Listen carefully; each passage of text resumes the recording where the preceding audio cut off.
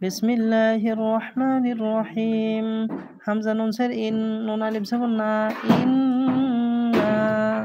এখানে হামজা নুন সের ইন, এটা হচ্ছে ওয়াজিব গুন্না, ওয়াজিব গুন্না। নুনের উপরে চিকন চিহ্ন আসছে, অর্থাৎ মধ্যে মুনফাসিলের কায়দা হয়েছে।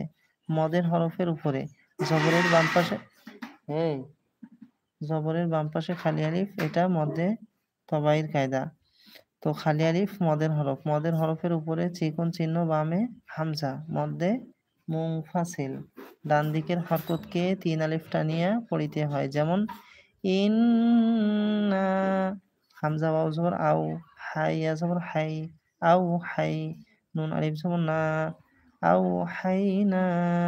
এখানে নুনের উপরে চিকন চিহ্ন আসছে, এটাও মধ্যে মুনফাসিলের কায়দা। ইন্না আওহাইনা। হামজা জের ই, লাম ইয়া জবর লাই, ইলাই কাফ জবর কা।